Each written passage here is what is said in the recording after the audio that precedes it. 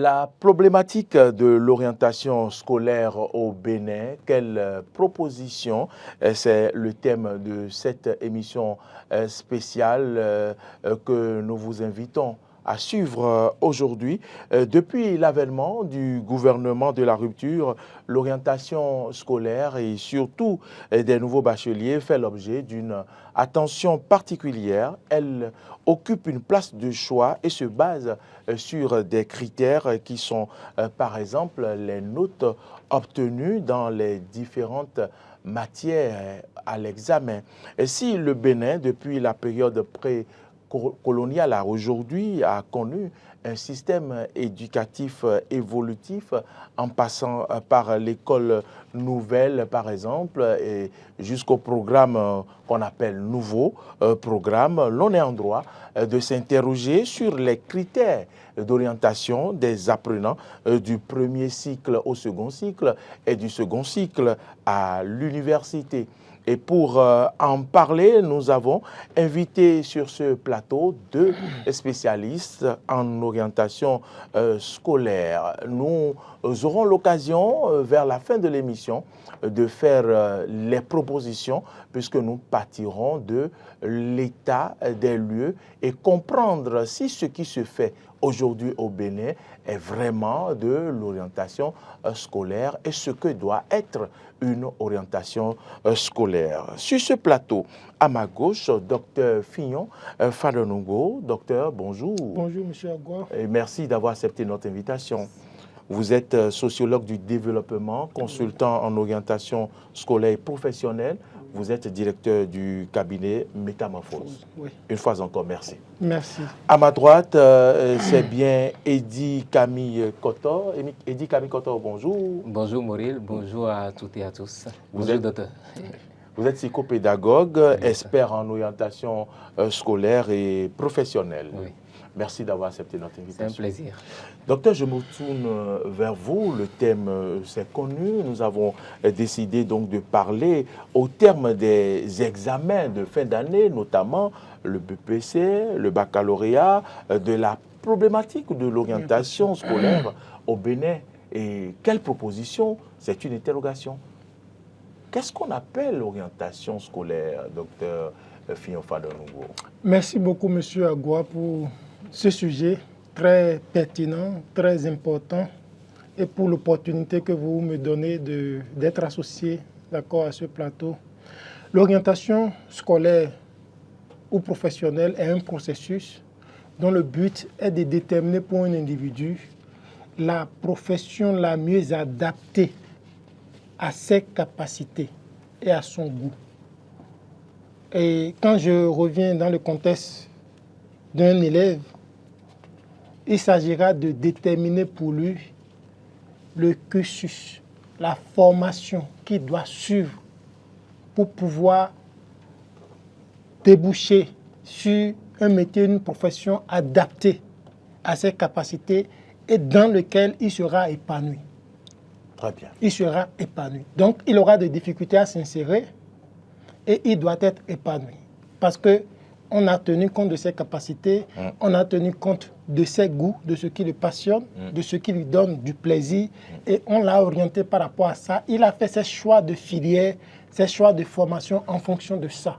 Donc, quand il finit, il a de facilité à s'insérer. Voilà, parce que vous et avez surtout, entendu il est des épanoui. difficultés. Exactement. Facilité à s'insérer et il est épanoui. Et il est épanoui. Donc, on considère l'aspect facilité à s'intégrer et l'aspect épanouissement. C'est-à-dire qu'il se sent bien avec la carrière envisagée. Oui. Il est à l'aise dans Il est à l'aise dedans. Parce que ça correspond à ses capacités et à ses goûts. Je vais revenir pour une question. Je vais me tourner vers Eddy Camille Kotor. Est-ce que vous avez des éléments à compléter par rapport à la définition de l'orientation scolaire? Je pense que non. Le docteur a donné l'essentiel et il a si bien illustré. Orienter à la base, c'est indiquer à quelqu'un la direction à prendre. Mais aujourd'hui, quand on parle en termes scolaires ou professionnels, l'orientation ne suffit plus seulement à indiquer à la personne la direction à prendre, mais on va au-delà. Aller au-delà, c'est les détails que le docteur a ajoutés, c'est qu'il faut tenir compte d'un certain nombre de critères qui doivent permettre à la personne, quand on a fini de l'orienter, de se sentir à l'aise dans son élément, comme on le dit, dans le milieu dans lequel il se retrouve. Et puis l'orientation, ça court toute la vie de l'individu. Ce n'est pas un processus qui se définit ou qui se met en œuvre à un instant T. L'orientation scolaire ou professionnelle commence dès la plus tendre enfance de l'individu, parce que c'est au regard d'un certain nombre de dispositions naturelles, de dispositions génétiques, physiologiques, psychologiques, parfois même familiales, sociales et spirituelles. On tient compte en fait de toutes ces réalités-là pour orienter. Et donc c'est dès la plus tendre enfance que ça commence. C'est pour ça que je dis que l'orientation, ça commence à un niveau donné et c'est étape par étape. C'est un processus qui court toute la vie de l'individu. Et vous verrez qu'il y a des personnes qui se sont retrouvées à un moment de leur vie dans une profession X et qui, avec le temps, après un recul, après un certain nombre d'événements, se retrouvent dans un autre métier qui n'était pas le métier de départ. Ça veut dire que quand on parle d'orientation, il est possible aussi de parler de reconversion. C'est que le choix premier de la personne n'est pas celui qui lui est adapté. Oui. Et le docteur Fillon l'a dit, c'est une question aussi d'adaptation. Dans quoi est-ce que je me sens à l'aise au regard de mes capacités, de mon potentiel? Et puis, il y a d'autres détails que nous allons compléter. Très bien. Docteur, je reviens à vous. Vous parliez donc de professions mieux adaptées. Et déjà, on sait qu'au premier cycle, il y a une première orientation après la classe du 3e.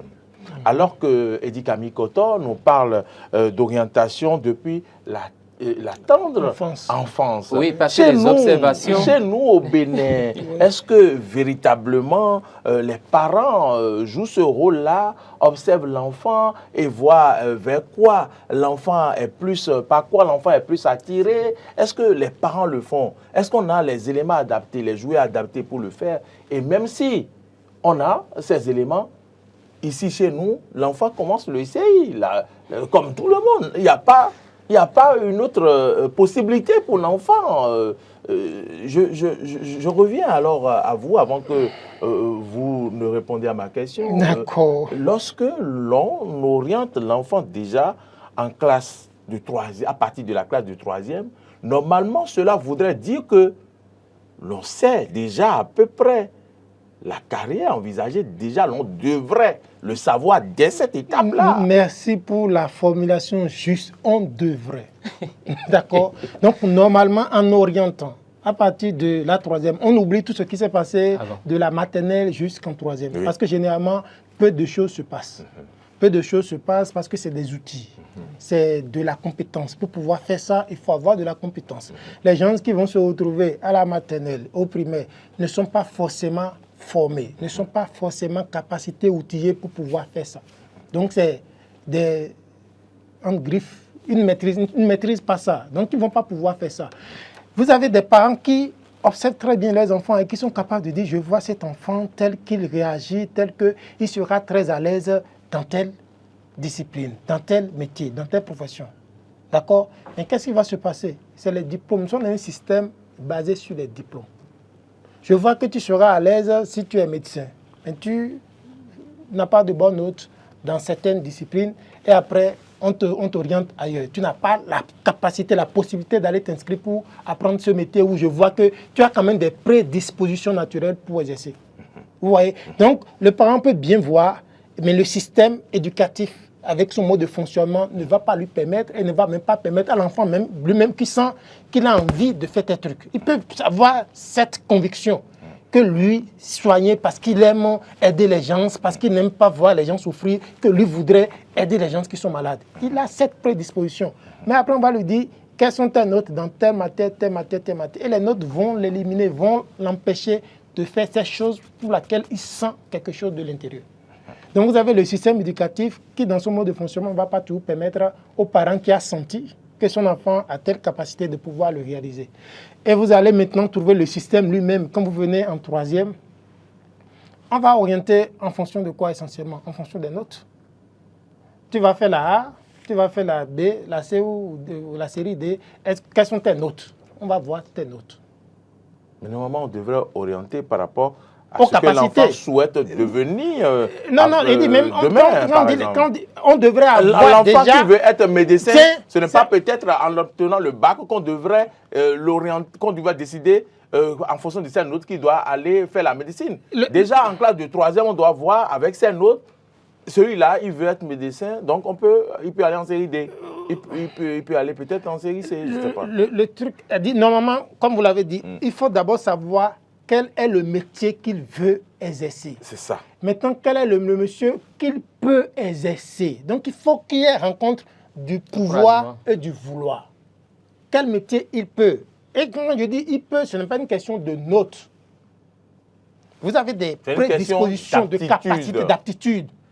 Et les notes ne disent souvent pas grand-chose sur nos aptitudes. Une note même peut dire le contraire de votre aptitude. Parce que le système éducatif, notre système éducatif, quand vous prenez en compte la théorie sur l'intelligence multiple, notre école est basée sur 2 types d'intelligence. L'intelligence logique et mathématique et l'intelligence linguistique et verbale. Les 6 autres types, tout ce qu'il y a comme capacité là, l'école ne voit pas. L'école n'est pas en mesure de voir, il ne voit pas. Donc l'enfant peut manifester quelque chose qui relève de ces 6 autres intelligences que l'école ne voit pas. Et comme l'école ne saisit pas ça, l'école va faire un blackout sur ça, un blackout sur ça. Il va juste se contenter de ce qu'il voit. Et ce qu'il voit, si tu travailles dedans, il dit oui, c'est bon, tu peux continuer. Tu ne travailles pas, non, tu ne peux pas faire. D'accord. Réaction, Edi Kamikoto, oui, par rapport à l'enfance dont vous parliez, par rapport à l'orientation depuis notre temps d'enfance dont vous parliez. Oui. Je vois cette alternative pratiquement impossible parce qu'on n'a pas plusieurs alternatives. C'est la classe de CI, et c'est IOA, c'est les BABA d'abord. On n'a pas des classes de dessin dès l'enfance, on n'a pas des classes de peinture, oui, que certaines écoles privées le font, on n'a pas des classes de musique, on n'a pas de théâtre, déjà dès l'enfance, de football. Je vais dire, c'est à cause de toucher à des appareils techniques, parce qu'il y a des enfants, vous leur donnez des jouets, ils sont préoccupés à voir ce qui se passe dedans là-bas. Monsieur Agua, vous êtes très inspiré. D'accord, allez-y, je vous laisse. Non, c'est bien, j'aime votre inspiration, parce que ça nous permet nous autres aussi voilà. Merci déjà pour ces ouvertures. Je pense que vous l'avez très bien décrit. Un climat parfait de scolarisation et d'éducation. C'est-à-dire que tout ce que vous avez cité devrait pouvoir exister dans le système éducatif. Mais c'est parce que nous vivons dans une pauvreté d'imagination, dans une pauvreté d'innovation et dans une pauvreté je vais dire de disposition à prendre pour permettre aux enfants, quels qu'ils soient, de s'émuler, de s'émanciper, de s'éclore et de devenir meilleurs pour contribuer au développement de cette société-là dans laquelle ils sont. Sinon que vous mettez pied dans certaines écoles aujourd'hui, pas forcément au Bénin, mais en Afrique, vous verrez tout cela déjà dès la maternelle. Je ne veux pas citer de nom, mais j'ai vu par exemple à Cotonou des écoles maternelles dans lesquelles des enfants en fin d'année pour les activités culturelles ont dansé de la salsa, et très bien. Des enfants de 1 an et de 2 ans ont dansé du tango, ont dansé du merengue, ont fait les danses traditionnelles de chez nous. Je veux parler du zinli, du agbadja. Moi-même, j'ai dû me lever pour aller filmer. Et je dis que c'est des enfants de la maternelle. Le primaire, n'en parlons plus. C'est dire que si nous n'étions pas pauvres en fourniture d'activités diverses dans nos écoles, l'orientation pouvait commencer déjà à cette étape. C'est vrai qu'on n'oriente pas à la maternelle, parce que l'enfant qui est à la maternelle n'a pas encore un certain nombre de dispositions physiologiques, physiques, psychologiques installées en lui. Mais au fur et à mesure que l'enfant grandit, on l'observe. Et M. Fillon l'a dit, il y a des parents qui sont en mesure aujourd'hui de vous dire dans quelle direction ils voient leur enfant demain s'épanouir. Ils le disent sans hésitation, parce qu'ils ont eu le temps de les observer. Ils ont eu le temps, sans connaître forcément les théories de l'intelligence multiple, ils ont eu le temps d'observer et de caricaturer. de faire des catégorisations. Il y a des enfants aujourd'hui, certes, on n'oriente pas dès le primaire, mais il y a des enfants aujourd'hui, quand vous les voyez dans le génie du téléphone, et illustration pour illustration, avant de venir à l'émission ce matin, j'étais avec l'enfant à un parent. Le petit doit avoir 4 ans, je crois 3 ans ou 4 ans. Et il y a un jeu sur la tablette, voilà, que je passe depuis, je vais dire, depuis une semaine, voilà, je suis derrière ce petit-là pour maîtriser le jeu, mais je n'y suis pas encore parvenu. Mais je dis, quand lui reprend la tablette, j'admire l'agilité avec laquelle il y arrive. Mais comment est-ce qu'il a eu ça? D'où est-ce qu'il a tiré ça? C'est la preuve que même tendre enfant, ils ont déjà des dispositions que nous devrons observer pour que l'orientation en classe de 3e soit la suite du processus d'observation qui a commencé depuis le bas âge. Mais nous n'observons pas. Et puisque vous l'avez dit, c'est vrai, les parents n'ont pas les informations pour le faire. Et c'est pour ça que nous devons encourager surtout qu'on s'oriente vers les spécialistes de la question pour aider quand le besoin se fait sentir. Très bien. L'orientation en classe de 3e, c'est une chose déterminante parce qu'on se dit, là, c'est le passage d'un cycle à un autre. Et je pense que plutôt, peut-être déjà après l'obtention du CEP, on peut commencer par le faire. J'avais eu un ami qui est aujourd'hui expert comptable. Quand nous étions en 6e, dès qu'on a fini la 6e, on a fait la 5e. Mais lui, il a dit non, qu'il voulait devenir comptable. Et donc, il a laissé l'enseignement général. Il est allé passer le test pour entrer au lycée Koulibaly.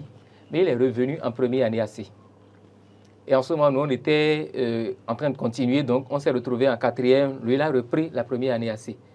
Pendant que nous, on allait en seconde, il devait continuer avant d'avoir le CAP. Mais aujourd'hui, il est expert comptable. Ça veut dire qu'à partir de la 6e déjà, on peut orienter. Parce que si on l'avait orienté, il n'aurait pas perdu la classe de 6e et 5e avec nous avant de retourner entrer en lycée. Donc, fondamentalement, l'orientation doit commencer dès que les enfants sont en bas âge. On doit les observer, pas forcément prendre des décisions définitives, mais les observer pour que les observations d'aujourd'hui, voilà, on puisse les réajuster dans le temps pour confirmer. Parce que l'orientation, en fait, c'est qu'on a posé les bases. Ensuite, on vient donner une première, une première orientation entre la 6e et la 3e. En terminale, on vient confirmer. D'accord. Et puis, même après cette confirmation, le docteur l'a dit tout à l'heure, il y a ce qu'on appelle aujourd'hui la réorientation, la reconversion. C'est que la personne se retrouve dans un métier qui, in fine, ne lui permet plus de s'épanouir. Et c'est là peut-être qu'il va vers le docteur Fillon pour passer le test. Et il se rend compte que, ah tiens, au regard des résultats de ce test, je pense que j'avais fait fausse route. Il change de métier. Très bien. Merci à vous déjà pour cette première partie qui plante totalement le décor de cette émission. Nous irons ensemble écouter maintenant le censeur du collège catholique, Père Pierre de Godomain, que nous avons interrogé pour comprendre aujourd'hui avec le système éducatif quels sont les critères sur lesquels l'on se base dans l'enseignement général donc pour orienter les élèves de la classe de 3e en classe de seconde.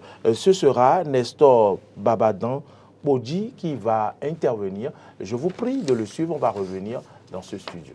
D'abord, au niveau de l'enseignement général, dans lequel nous on est, l'enseignement général, il y a 5 séries classiques.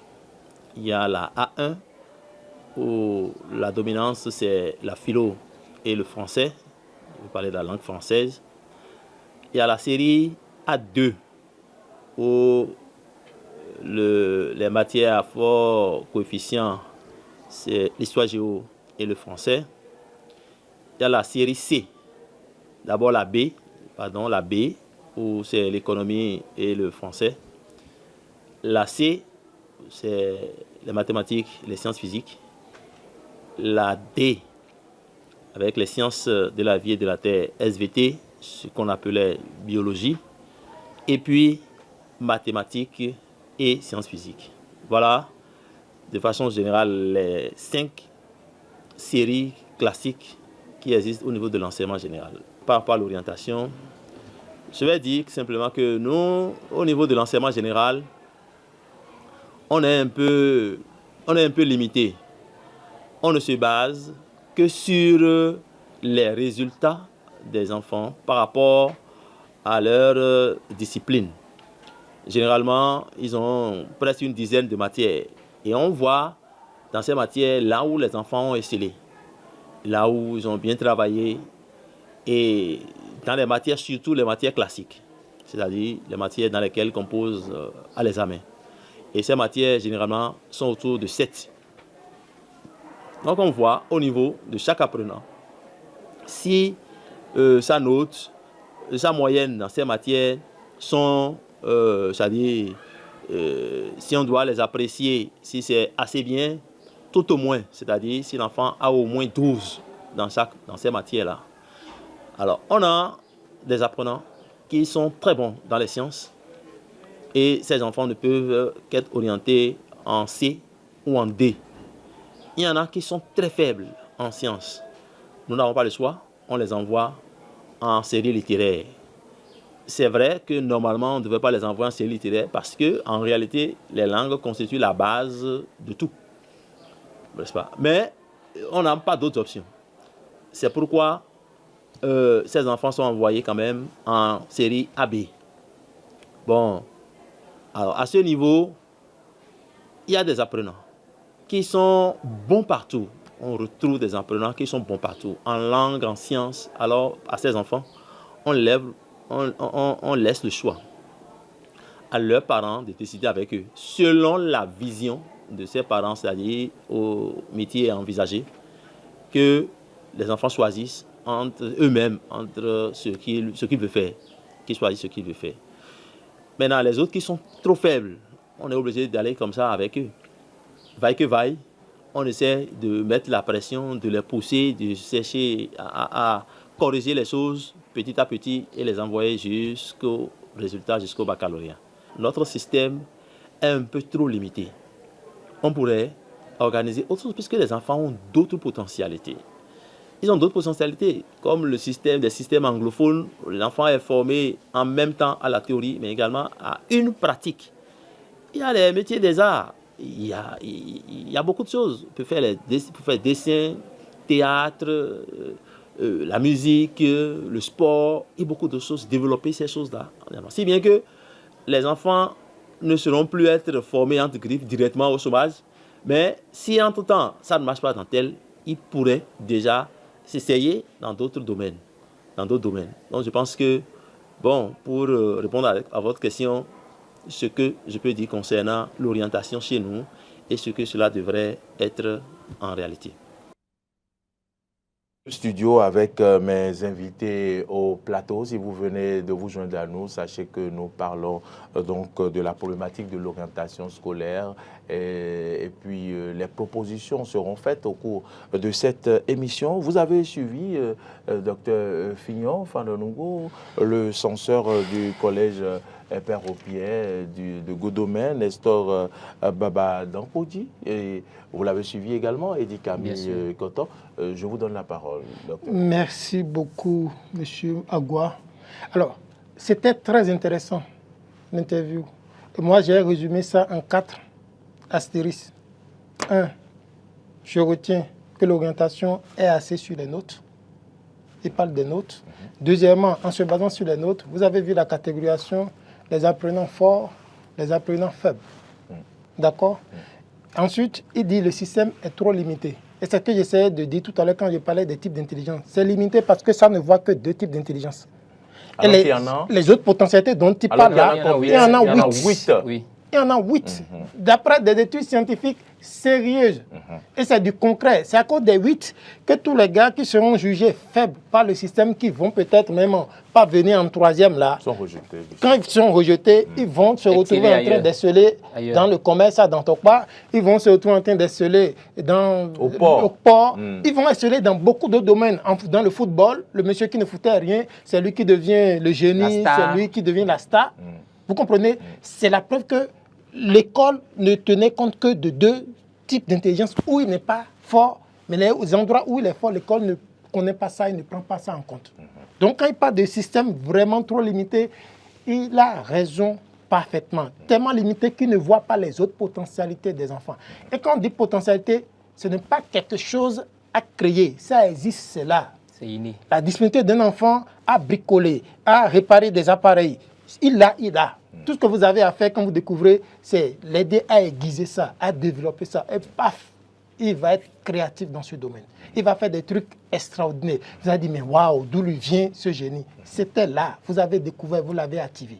D'accord? Dernier élément, il va dire qu'on forme les enfants pour le chômage. Que si on essaie de découvrir les autres potentialités, qu'on ne va plus former les enfants pour le chômage. C'est exactement la problématique de l'orientation telle qu'elle se pose dans nos établissements. Ça. Très bien. Eddie Camille Coton, oui, vous avez quoi compléter? Les mêmes réactions, je partage les réactions du docteur Fillon. Les matières dans lesquelles les enfants ont excellé, c'est au regard de ces matières-là qu'on les oriente. Et je puis dire que le censeur est là, dans cette école. Je reconnais qu'ils font même un effort. Exact. Ils font un effort pour ne pas pécher. Exact. Ils font un effort au regard des moyens voilà, qu'ils ont à disposition, de leurs moyens de bord. Parce que vous allez dans d'autres, vous irez dans d'autres écoles et vous verrez que rien de tout ça ne se fait. Dès que vous avez eu le BEPC et que l'année scolaire a repris, l'année qui suit, en classe de seconde, vous retrouvez votre nom, soit en A, ou en B, ou en C, ou en D, sans qu'on ait au préalable pris votre avis ou qu'on ait tenu compte de vos quelconques notes dans telle ou telle autre matière. Parfois même, c'est en conseil des professeurs de fin d'année qu'on définit les orientations à donner aux apprenants. Or, c'est des personnes qui ne sont pas habilitées à le faire parce que n'ayant reçu aucune formation dans le domaine. Donc, on oriente juste en tenant compte des notes. Et comme le docteur l'a dit, je reviens là-dessus, les notes ne tracent pas, et je vais dire totalement, oui, totalement, la personnalité de l'individu.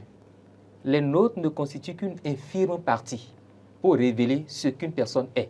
La preuve, quelqu'un peut être très bon en mathématiques, par exemple, sans jamais pouvoir exercer dans un domaine technique.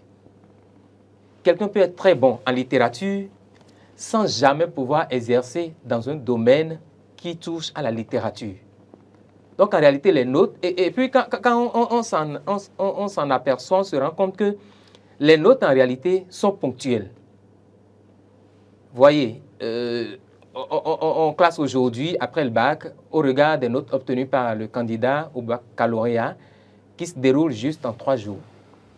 Mais 3 jours d'activité ne peuvent pas révéler tout ce qui compose l'être depuis sa naissance jusqu'à l'instant T où on est en train de vouloir l'orienter. Donc les notes ne suffisent pas. Et puis le censeur est revenu sur un aspect. Il a dit, ceux qui sont très faibles en sciences, on les oriente en littérature. Et puis, comme je l'ai dit, ils n'ont pas le choix. Ils se servent des moyens de bord, c'est-à-dire des ressources que le système éducatif béninois leur a déposées en main. Ils n'ont pas le choix. C'est comme ça que ça a toujours été fait, donc ils se limitent à cela. Et puis, je disais qu'ils le font même. Déjà, il faut encourager ceux qui essayent de faire cet effort-là. On ne va pas dire que c'est mauvais. Parce qu'ils essayent au maximum d'éviter ou de limiter les victimes du système.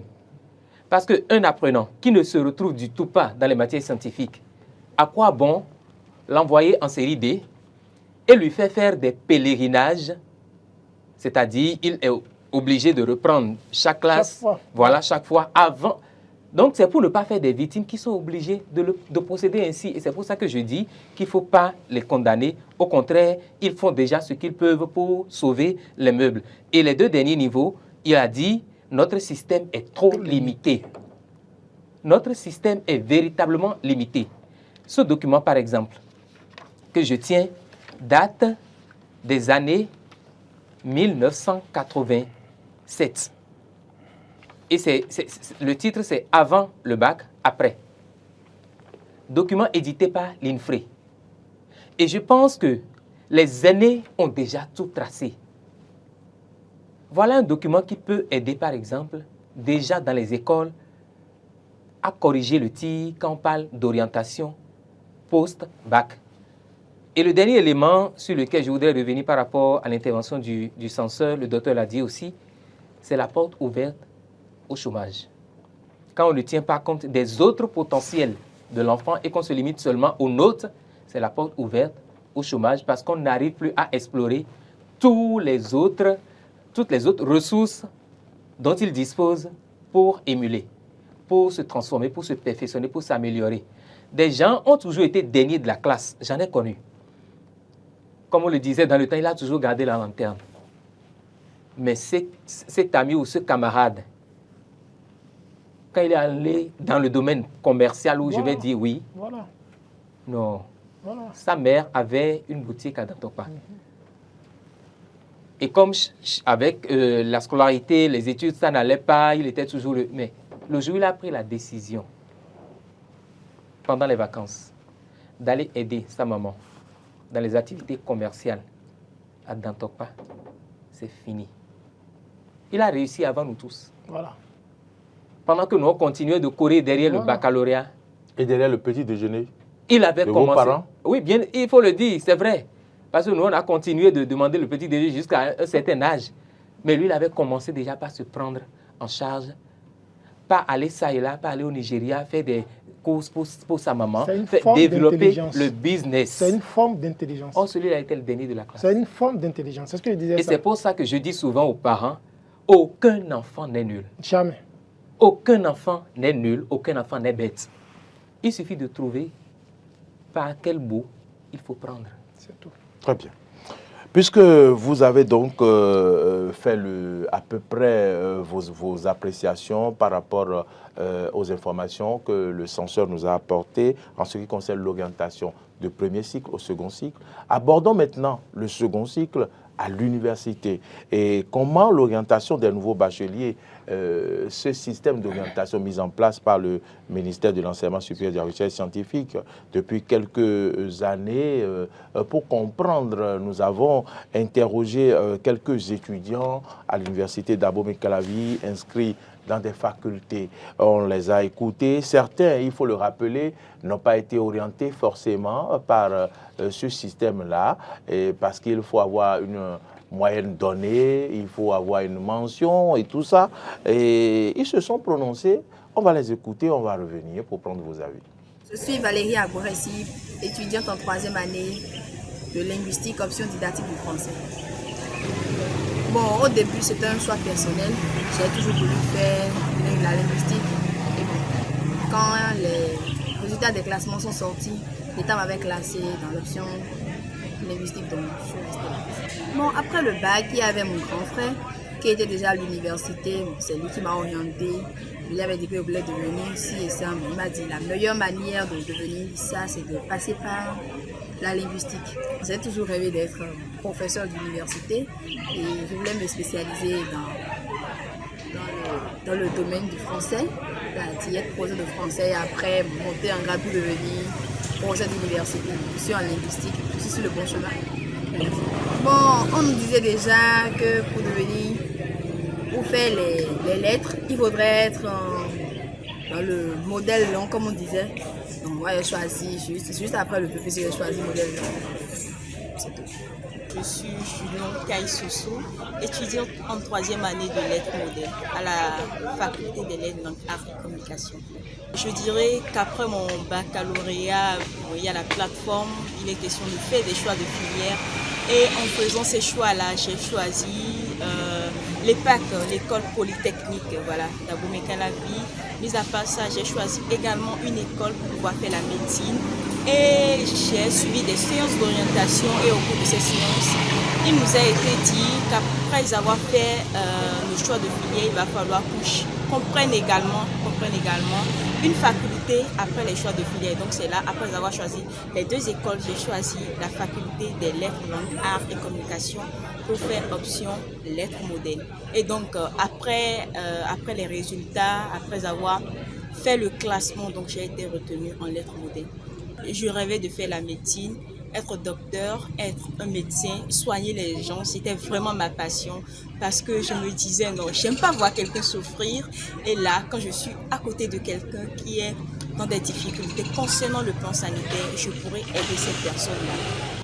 Je me nomme Togbe Joseph, je suis étudiant en FADESP. Mon grand frère a choisi la fac d'SP pour moi. C'est pourquoi moi, je me suis orienté de la part de mon grand frère. C'est pourquoi je suis venu à Abou-Calabi. Il m'a dit que je vais faire fac d'SP. Non, je ne suis pas d'accord parce que j'ai fait la CND, c'est bac D que j'ai reçu.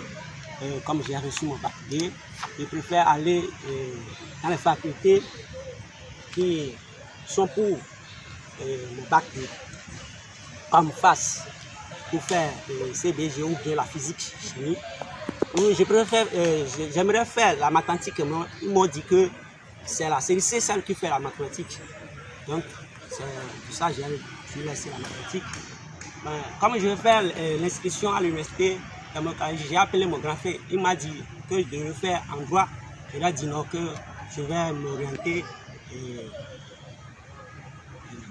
à une faculté qui convient à mon bac.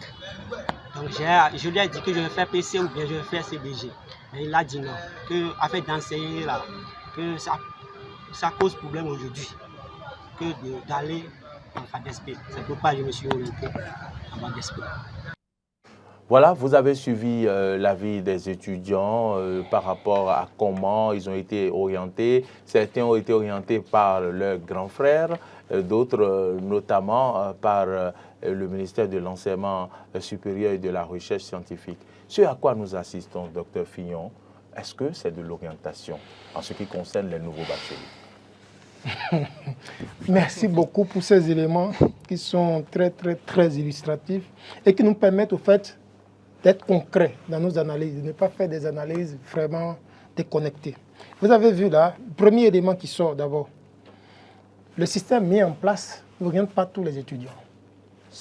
J'admets même que c'est un système d'orientation, je prends ça en griffe, mais il n'oriente pas tout, et c'est discriminant. Il oriente seulement ceux qui ont une certaine moyenne.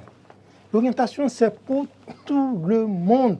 Vous avez tous besoin, avec ce que nous venons de dire là, le monsieur veut prendre un chemin, indépendamment des moyennes qui ne révèlent pas ce qu'il est capable de faire, vous avez besoin de l'orienter. Ce n'est pas une chose réservée à une catégorie. Donc là, dans le système, tout le monde n'est pas orienté. Maintenant, le peu qui est orienté sur la base des notes. Vous avez vu, il y a une demoiselle qui dit « Je veux faire la médecine. Quand je vois les gens en train de souffrir, j'ai envie de les aider. » Je vous assure, toute cette prédisposition est plus importante pour être un bon médecin que le diplôme. Et si vous avez tout le problème qu'on a dans nos hôpitaux, où le monsieur s'en fout, dit vous êtes par terre, vous souffrez, ça ne le touche pas. C'est le diplôme. Le cœur n'y est pas. Il n'a pas le cœur pour exercer ce métier. Quand vous avez le cœur, votre réaction, votre manière, on va vous réveiller à 3 h du matin, vous courez, vous venez parce que vous avez le cœur pour. Mais quand vous n'avez que le diplôme pour, c'est beaucoup de problèmes en termes de productivité, en termes d'éthique dans la profession, en termes de comment vous vivez votre profession. Mais si elle a le cœur, mais parce qu'elle n'a pas les notes, elle ne pourra pas devenir médecin. Ça, c'est un problème. Celui qui va devenir médecin n'aura pas le cœur, mais il aura la note. C'est lui qui va nous piquer, c'est lui qui va nous soigner. Efficacité. Vous comprenez ça? Deuxième élément, vous voyez le monsieur qui est en bas, il dit, moi je vais faire j'aime les mathématiques, mais j'ai un bac D. Parce que je n'ai pas un bac C, je ne peux pas faire. Barrière. Toujours pour question de notes de série. Et donc, le système tel qu'il fonctionne va faire que des gens qui devraient normalement émerveiller, faire des choses merveilleuses dans un domaine seront écartés. Ils n'auront jamais la chance parce que les critères les éliminent. Et le grand lot, le véritablement grand lot sera laissé à lui-même. Ils vont faire des choix. J'ai eu le témoignage d'une étudiante. Elle m'a dit, je devais faire droit. Quand la plateforme a pris en compte mes notes, pour que j'aie le secours, il fallait que j'aille m'inscrire en sciences de l'éducation. Et comme elle ne veut pas rater le secours, elle a laissé droit qui lui tenait à cœur pour aller s'inscrire en sciences de l'éducation. Et je dis, et tu fais quoi ensuite? Elle dit, quand elle va finir de prendre le secours pendant 3 années, j'irai m'inscrire maintenant en droit. Je dis, ce n'est pas possible. Perte de temps. Vous voyez comment le système désoriente? Quelqu'un qui a envie de faire A, laisse A pour aller faire B, parce que c'est B qui lui permet d'avoir des secours, parce que le système est basé sur les notes. Et après 3 années de gâchis, de perte, parce qu'elle est là que pour pouvoir prendre le secours. Elle pense revenir pour faire du secours. Donc vraiment, le système, je ne sais pas si, en réalité, techniquement, ce n'est pas de l'orientation, c'est de l'affectation. D'accord. Techniquement, quand vous voyez ce qu'on appelle orientation, où vous devez prendre en compte l'individu, discuter avec lui, avoir des éléments spécifiques sur son histoire, sur son passé, sa famille, ses potentialités, c'est ça l'orientation. Vous n'avez pas un truc comme ça. Vous avez un truc, voilà, on ne rencontre même pas les gars. On se base juste sur les notes qu'ils ont eues, on dit toi tu vas faire ci, toi tu vas faire ça. Ça fera que beaucoup vont finir, certains vont finir brillamment et à la fin ne vont pas exercer. Parce qu'ils se rendront compte qu'ils ne sont pas épanouis, ne sont pas à l'aise dans ça.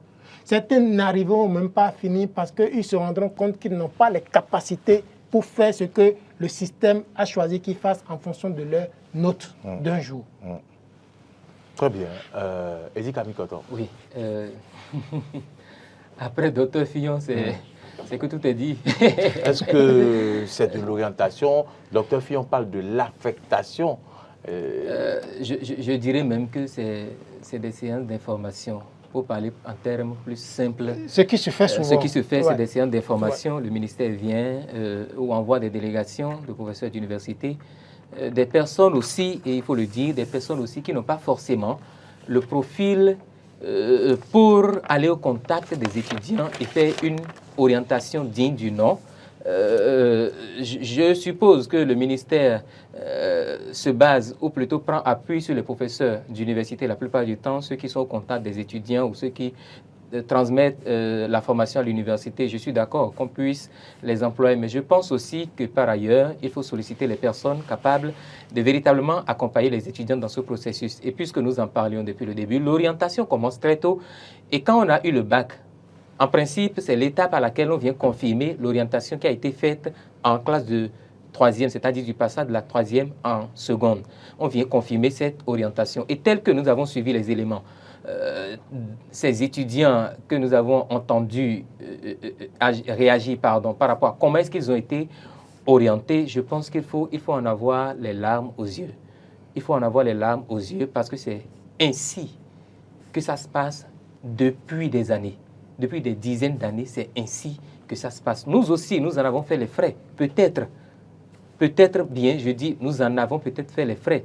Mais aujourd'hui, puisque la possibilité est donnée d'informer, de dire ce qu'il faut, je pense qu'il faut commencer déjà par prendre la mesure de la situation. Une étudiante qui dit, par exemple, qu'elle voudrait devenir médecin, ça a toujours été son rêve, mais qui se retrouve en lettres modernes.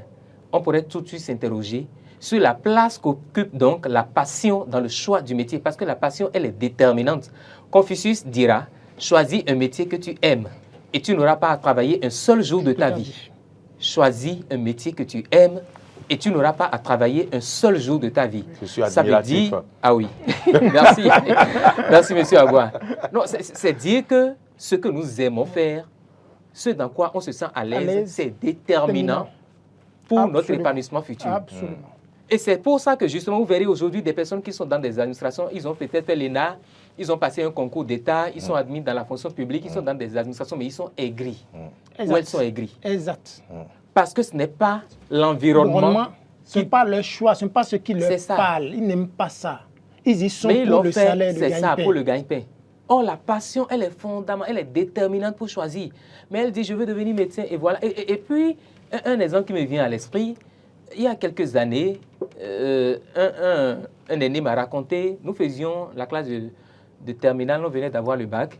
Et puis, en termes d'orientation, des gens sont venus nous informer. Il y a une de leurs camarades qui voulait faire la médecine. Donc, elle a coché, quand il fallait cocher, elle a coché médecine 3 fois.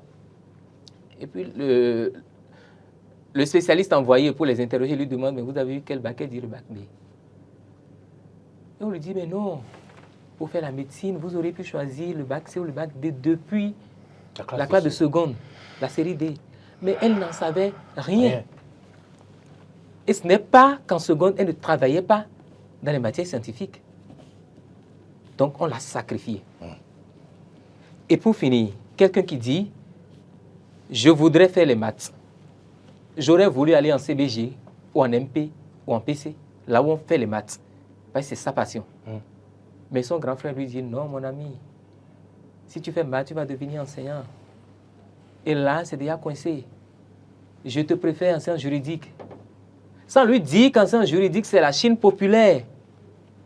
Et qu'il y a des gens qui ont un bac plus 3, plus 4 en sciences juridiques, mais qui sont à la maison aussi. Donc, un avenir sacrifié, ténébreux.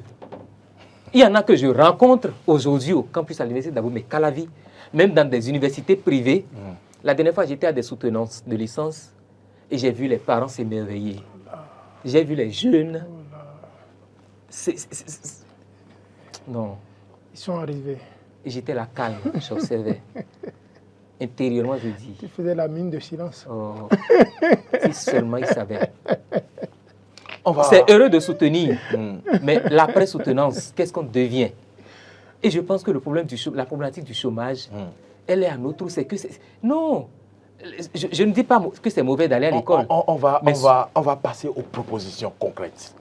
Nous avons essayé de baliser le terrain, de faire l'état des lieux. Monsieur Agua, si vous permettez. On n'a plus beaucoup de temps. Juste un détail que le docteur Allez-y rapidement. Je voudrais lancer un appel, déjà avant les propositions, aux autorités. L'orientation scolaire ou professionnelle pour les bacheliers ne doit pas être discriminatoire. On oriente seulement, bon, en tout cas pas on oriente, mais on permet seulement aux étudiants, aux nouveaux étudiants, seulement pour les personnes qui ont les meilleures compétences. Alors que... Non, pas meilleures compétences. Non, quand il dit meilleures compétences, les meilleures notes, les meilleures notes au bac. Et les autres, on les envoie dans les facultés classiques où il y a déjà un monde extraordinaire.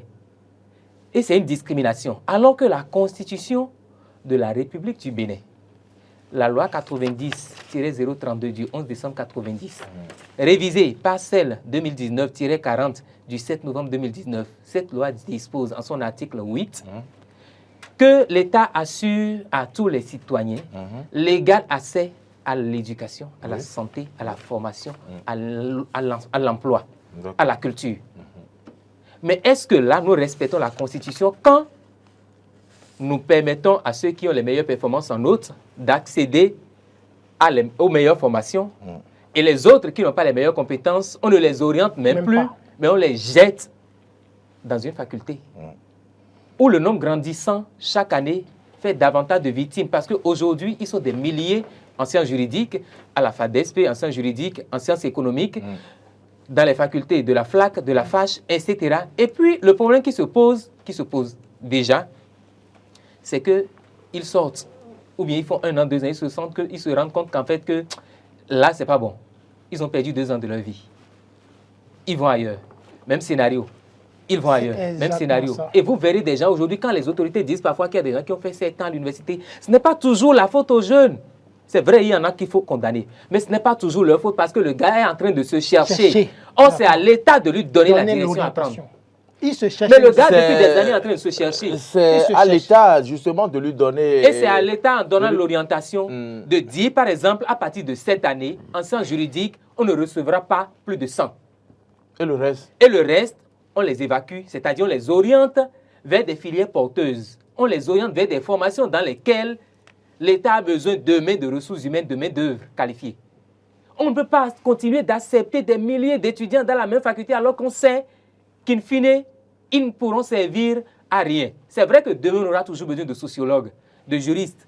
Mais il faut voir de combien de ces compétences le pays a besoin dans les 5, les 10, les 20 prochaines années. Et c'est au regard de ça qu'on fait les projections pour arrêter de sacrifier la jeunesse. Très bien. Donc, non, le dernier point que M. Eddy a abordé, il me semble que le gouvernement actuel est déjà dans cette logique de limiter les flux. Avec la création des lycées. Ils sont dans cette logique. Lycées, oui, je suis d'accord que le gouvernement est dans cette dynamique. Ce qu'il faut mais je souhaiterais, déjà j'encourage les efforts qui se font dans ce sens par le gouvernement. Vous évoquez les lycées. Vous avez les lycées. Vous avez quelque chose à dire par rapport à ces propositions de lycée qui amènent les parents à orienter les enfants. Oui, là aussi. On commence les propositions. Oui, les lycées, c'est bien de créer les lycées, mais j'ai toujours dit que c'est aussi peut-être une orientation forcée qu'on est en train de faire, sans tenir compte de tout ce que nous sommes en train de dire, les dispositions, c'est-à-dire les critères pour orienter. Parce que les parents, aujourd'hui, on est en train de mettre dans la tête des parents qu'il faut renverser la tendance, c'est-à-dire 70% dans l'enseignement technique et la formation professionnelle et 30% dans l'enseignement général. Oui. Ce n'est pas toujours un pari gagné, ce n'est pas forcément un pari gagné. Il y a des préalables. Et ces préalables, c'est déjà résoudre définitivement le problème de l'orientation. Un jeune aujourd'hui ou un enfant qui vient d'avoir le BPC, qu'on voudrait orienter en génie civil ou bien au lycée technique Coulibaly en mécanique. Vous parlez d'orientation ou d'affectation? Non, on peut parler d'orientation vraie maintenant. Oui, je parce parle que nous sommes dans les propositions. Je parle de la véritable orientation. Bon, okay. Un enfant qu'on voudrait orienter dans ce sens, il ne suffira pas seulement de lui faire passer le test pour qu'il soit déclaré admis, pour qu'on dise qu'on l'a orienté vers une formation technique et que son avenir est garanti. Non. Et c'est l'erreur que nous sommes encore en train de commettre. Tous les enfants ne sont pas disposés à aller au lycée. Et tous, il y a eu des gens qui ont fait les lycées. Ils ont fini, ils ont les compétences, mais ils n'ont pas toujours, jusque-là, ce qu'il leur faut en termes d'emploi, en termes de gagne-pain, en termes de rémunération. Donc les lycées, c'est bon, j'encourage la réforme. Mais je pense que là encore, il ne faut pas qu'on ferme les yeux sur l'orientation à proprement parler. Très bien. Alors, donc moi, je voulais continuer. D'abord, Oui, la première chose qu'il faut corriger d'abord, c'est de penser que l'orientation peut être faite par tout le monde. C'est ça. Tout le monde n'est pas spécialiste de l'orientation. C'est une question de spécialiste. D'accord. C'est une question très sérieuse. Parce que l'avenir penser que si on met en place un comité composé d'enseignants, composé d'élèves, composé de responsables d'établissement, que ce comité peut faire de l'orientation, c'est faux. On se loupe, c'est faux. D'accord. C'est une affaire de professionnel. C'est une affaire de compétences, c'est une affaire d'outils. D'accord. Et il faut trouver les bons outils. Deuxièmement, avec vous. Bon, pas forcément. Il y a beaucoup de modestie, que la modestie ne vous étouffe. Que la modestie ne vous étouffe, docteur Fillon. On y va. Autre élément très important, si on a envie de sortir de ça, actuellement, l'orientation se résume à présenter aux apprenants les offres de formation, les opportunités d'insertion, les métiers d'avenir. Et au regard de leurs notes. Vous comprenez? Et après, on se base sur leurs notes pour pouvoir leur dire, va ici. Pour faire les affectations. Pour faire les affectations. En fait, pour une bonne orientation, vous avez besoin de 3 éléments. Connaissance de l'individu, opportunité d'insertion, métier d'avenir et les offres de formation. La connaissance de l'individu ne doit plus être réduite aux notes. C'est ça qu'on fait quoi? On la remplace par les notes. Il faut véritablement mettre en place un système qui permet de découvrir chez chaque apprenant quelles sont ses capacités. Quand vous dévoilez les capacités, c'est quand ça peut vous rendre compte que le monsieur que vous voyez devant vous, oui, il peut peut-être faire anglais, mais il est un bon couturier. N'est-ce pas? Ah oui, il peut faire sociologie, mais il est un bon photographe. Il est un bon dessinateur. Il a le talent de pouvoir écrire, de rédiger des histoires. Vous comprenez? Vous découvrez des trucs concrets qu'il peut faire. Et vous mettez en place un dispositif pour que ça se développe. Si vous mettez en place un système où le gars entre, à un moment qu'il est en train de faire sciences éco, je ne sais quoi, il est en train d'apprendre un métier, quelque chose qui permet de développer un talent qu'on a découvert, qu'il a. S'il finit les 3 ans, au pire des cas, même il n'a même pas eu sa licence. Mais quand il va quitter l'université, il sort avec, il se dit, je sais faire quelque chose. Pendant mes 3 années d'université, j'ai appris à faire telle chose. Parce que le système qu'on a mis en place a permis de découvrir qu'il a cette compétence et qu'on a développé. Le point de chômage, vous l'avez résolu définitivement.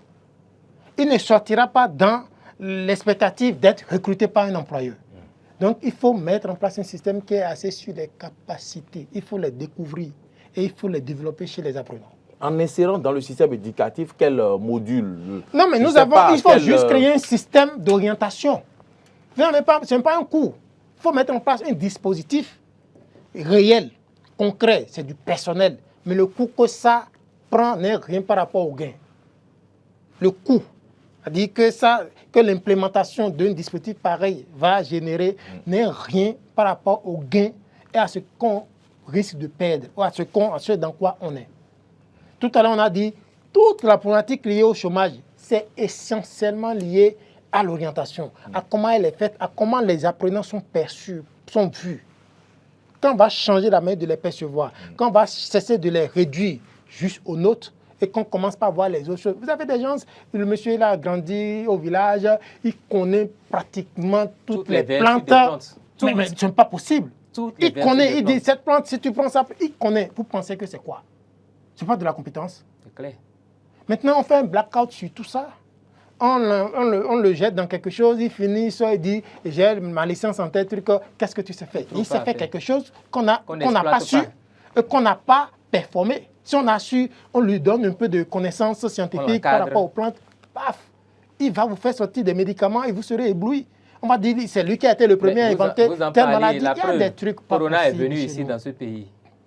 Corona est venu dans ce pays. On a eu besoin, par exemple, à un moment donné, de réunir les gens qui touchaient aux plantes pour nous proposer quelque chose. Donc, il faut se baser. Donc, c'est un système, ce n'est même pas un cours, ce n'est pas une question de cours. Quand tu entres dans le système, il faut que le système sache qui tu es. On te fait ça. On a un livret qui peut te présenter, qui dit tout ce que tu sais faire. Il y a des outils qui permettent de faire ça. Ce n'est pas de la théorie. En tout cas, moi, je le fais au quotidien. Surtout que vous êtes... Et dès qu'on prend ça, on dit, ah, voilà, monsieur Eddy Ekoto, en dehors de son bac, on sait exactement, on connaît tout ce qu'il peut faire. Et dès que vous avez cette information, c'est la première matière première que vous utilisez. L'objectif de l'éducation n'est pas de vous forcer, c'est de découvrir ce pourquoi vous êtes capable et de vous orienter. Et puis ça explose. On ne fournit pas beaucoup d'efforts. Mais dès que vous vous retrouvez dans un couloir qui n'a rien à voir avec vos prédispositions, vous allez beaucoup vous échiner sans forcément donner le résultat. Eddy Ekoto, vous disiez que l'orientation, dans ce cas, ne devrait pas être pour certains étudiants ou pour certains élèves, on doit le faire pour tout le monde. Tout le monde, assurément. Tout le monde. Systématiquement. Parce qu'il y a 1000 élèves qu'on doit orienter en classe de 3e, on doit le faire systématiquement, une vraie orientation, en se basant sur ce que vous appelez les critères. La connaissance de soi, il faut les découvrir. Voilà. Il faut les découvrir. Quels sont leurs talents, leurs passions, leurs rêves, leurs intelligences les plus développées, leurs personnalités, leurs modes de communication. Tout ça existe, c'est des informations qui sont en chaque individu qu'il faut juste exhumer, qu'il faut faire sortir. Dès que c'est sorti, vous savez de façon objective sur quoi vous vous basez. Ce n'est pas une question, ce n'est pas au pifomètre, ce n'est pas du hasard. Si vous le faites de façon hasardeuse, vous aurez des résultats de façon hasardeuse. Oui. Si l'orientation des apprenants d'une école... Je rappelle qu'il ne nous reste que 3 minutes. Oui. Passant de la 3e en seconde doit prendre toute une journée. Il faut y consacrer toute une journée. Ça vaut la peine. Si ça doit prendre un mois, il faut y consacrer un mois. Ça vaut la peine. Et faire asseoir les personnes qui connaissent le mieux l'apprenant qu'on veut orienter. Que ce soit le censeur, le professeur principal ou le professeur qui connaissent un peu l'enfant, qui l'ont vu pendant l'année scolaire, agir, réagir, et surtout les parents qui vivent avec lui à la maison. Parce que les parents ont des informations, détiennent des informations qui sont capitales pour une meilleure orientation. Parfois, on ne prend même pas l'avis des parents avant d'affecter les enfants dans telle ou telle autre série. Et même après le bac, on ne prend pas souvent l'avis des parents. Ça devrait être tout un processus. Et puis, je voudrais dire, le dispositif d'orientation dont le docteur a parlé, je pense que c'est ce que nous appelons de tous nos voeux. Aujourd'hui, il y a les conseillers pédagogiques et les inspecteurs qui sont répartis par zone, aussi bien dans l'enseignement primaire qu'au secondaire. Pourquoi est-ce qu'on ne peut pas aussi, l'État ne peut pas aussi recruter les professionnels de l'orientation et leur affecter des écoles par zone? Parce que c'est des gens qui ont commencé par être formés au Bénin depuis 2003. Oui, 20 ans. Depuis 2003. Ou même avant, 2001, pardon, depuis 2001, oui. 22 ans. 22 ans. Le département qui aujourd'hui s'occupe des centres de l'éducation a été créé depuis 2000. Et donc, je me dis, l'État a investi pour former des professionnels qui pouvaient venir au secours de l'école. Malheureusement, l'État ne les emploie pas. Et pour finir, proposition, pour une meilleure orientation, le docteur a commencé par lui dire qu'il faut faire un zoom sur la personnalité de l'individu. À partir de ce zoom, l'individu sait à peu près, on peut lui dire à partir des tests, dans quel domaine il peut performer demain et dans quel environnement il ne sera pas à l'aise. Ensuite, tenir compte de la passion que celui-là développe pour tel ou tel autre métier. Puis, les compétences. Et quand je parle de compétences, il ne s'agit pas uniquement des nôtres. Il s'agit aussi bien des compétences intellectuelles que des compétences manuelles, des compétences sociales, des compétences familiales, toutes les compétences dont dispose la personne. C'est pour ça que la théorie multiple des intelligences, la théorie des intelligences multiples de Gardner est importante. À partir de ça, on va maintenant vers les besoins du marché de l'emploi. Parce qu'il ne faut pas orienter quelqu'un aussi qui, in fine, ne trouvera pas à faire s'il n'est pas entrepreneur. Donc, les besoins du marché de l'emploi, le dernier élément, et c'est au regard de cela qu'on peut orienter, sans oublier qu'il faut forcément que la personne vienne, par exemple, faire un test ou passer des tests. Et il y en a plusieurs, les tests de personnalité, les tests d'aptitude, qui révèlent à l'individu ce qu'il est. Et c'est au regard de cela qu'on peut lui dire, voilà, si vous devenez médecin, vous serez plus à l'aise que si vous devenez, par exemple, avocat ou magistrat, etc., etc. Et je voudrais, pour finir, dire que l'école doit être refondue. La refonte suppose qu'on retourne, par exemple, à un régime de fonctionnement qu'on avait eu, l'école nouvelle. Que les enfants aillent à l'école de 8h à 13h ou 15h, avec 2 pauses, mais de 15h à 17h, qu'on leur permette d'aller dans les métiers. Qu'on leur permette de faire une immersion dans les métiers.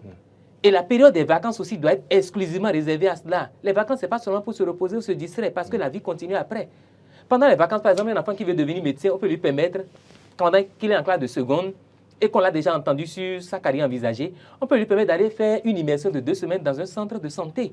Un enfant qui veut devenir avocat demain, dans un cabinet de juriste. Un enfant qui veut devenir entrepreneur ou génie civil, etc. Et pour finir, je voudrais dire ceci. Vous avez fini 3 fois. Si vous permettez, je voudrais dire ceci. Le document dont je parlais, on dit par exemple, vous aimeriez faire du commerce. Cela demande un sens des contacts humains avec les clients par la discussion, le conseil et la persuasion.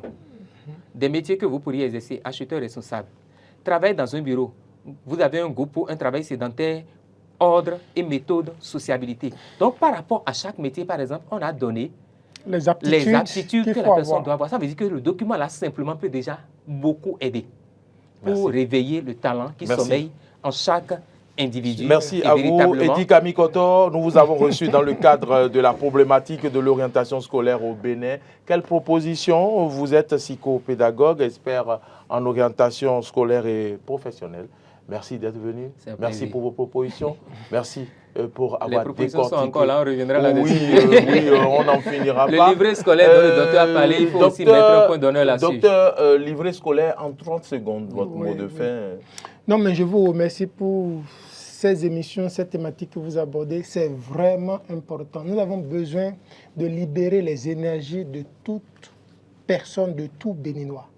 Et la meilleure manière pour libérer les énergies dont on a besoin pour nous développer dans tous les domaines, pour faire des trucs extraordinaires, c'est découvrir et s'appesantir sur les capacités que chacun de nous a. Il a dit, je l'ai dit, je le redis, il n'y a personne qui soit inintelligente. Nous sommes tous intelligents. Nous sommes tous dotés de faire, capables de faire des choses extraordinaires. Il faut juste qu'on découvre ça et qu'on conduise chacun dans ce couloir. Et vous verrez que le Bénin fera des choses merveilleuses, des choses extraordinaires. Docteur Fillon, je ne permets rien. Désolé. Docteur Fillon, Fana Nougo, merci. Vous êtes sociologue du développement, consultant en orientation scolaire professionnelle. Vous êtes directeur du cabinet Métamorphose.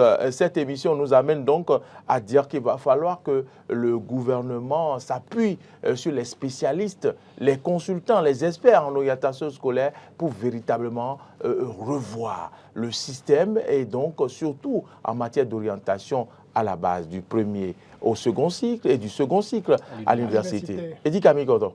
Oui, qu'on permette pendant les congés aux apprenants, à défaut de faire un système de demi-journée où l'après-midi peuvent aller en entreprise, qu'on leur permette au moins pendant les congés, que le système prévoit désormais, que pendant les congés, les vacances, les enfants aillent en entreprise, que l'État organise cela, ça les prépare à leur vie professionnelle de demain. Marcel Yedou était à la réalisation de cette émission, Alain Alou au son, et puis à la diffusion Martin Tonissé, Modeste Moundek-Mondi, c'est lui qui est bien sûr en position pour vous permettre de nous suivre sur les différentes plateformes, YouTube, Facebook, Twitter et sur notre site internet www.benin-eden.tv. Merci à toutes et à tous de nous avoir suivis. Pour vos questions, posez vos questions sur bien sûr nos plateformes et puis on pourra donc vous répondre, contacter plutôt les spécialistes en orientation scolaire pour vous. Madame, monsieur, d'ici à là, portez-vous bien et à bientôt.